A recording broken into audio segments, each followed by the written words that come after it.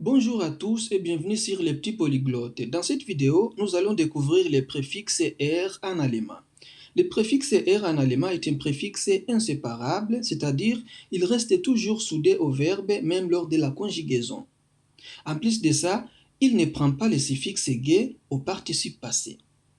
Les préfixes R expriment principalement la réussite, l'obtention, le changement d'état ou la mort. Et dans cette vidéo, je vais vous expliquer clairement à l'aide des exemples les différents sens du préfixe R. Numéro 1, nous avons la réussite ou l'obtention d'un résultat. C'est-à-dire, il montre que l'action est menée à son terme avec succès, souvent après un effort. Je vous donne un exemple. Nous avons le verbe lernen qui veut dire apprendre. Et à lernen ici veut dire assimiler ou bien maîtriser une langue ou bien un métier. Exemple, hat Deutsch schnell erlernt, c'est-à-dire il a assimilé l'allemand rapidement.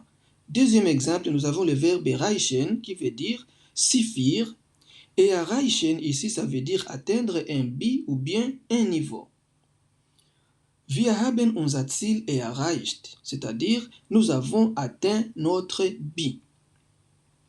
Deuxième sens du préfixe R, changement d'état ou le processus, c'est-à-dire il indique le passage d'un état à un autre ou le fait de provoquer ces changements.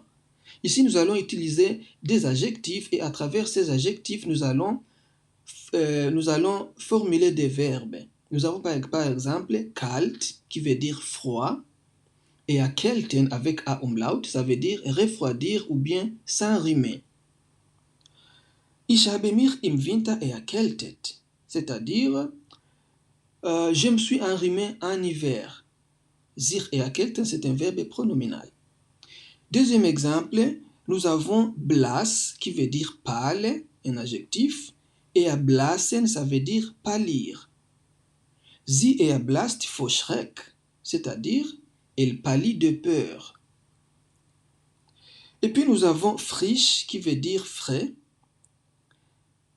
Comment dire rafraîchir? Au commentaire s'il vous plaît. Et puis nous avons le troisième sens du préfixe R, c'est la mort ou la destruction. C'est-à-dire, il est utilisé pour exprimer une action mortelle ou fatale. Je vous donne un exemple. Nous avons le verbe schießen qui veut dire tirer et erschießen ça veut dire tuer par balle. Comme exemple, hat ihn erschossen, c'est-à-dire il l'a tué par balle, il l'a abattu. Deuxième exemple, nous avons le verbe trinken qui veut dire boire et ertrinken, c'est-à-dire mourir dans l'eau, se noyer. Jemand muss ihn retten, sonst ertrinkt er. Quelqu'un doit le sauver, sinon il se noie. Et puis, nous avons quatrième sens du préfixe R, la perception ou la prise de conscience. C'est-à-dire, il indique le début d'une perception sensorielle ou intellectuelle. Je vous donne un exemple.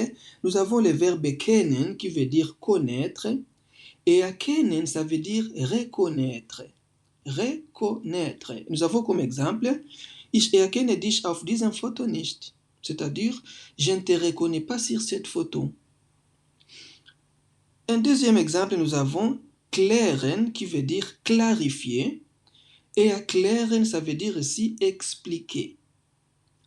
Der Lehrer erklärt die deutsche Grammatik, c'est-à-dire les professeurs expliquent la grammaire allemande. Ici, avec ça, c'est-à-dire nous avons la perception ou la prise de conscience. Merci d'avoir regardé cette vidéo. À bientôt pour une nouvelle leçon d'allemand. Ciao, ciao.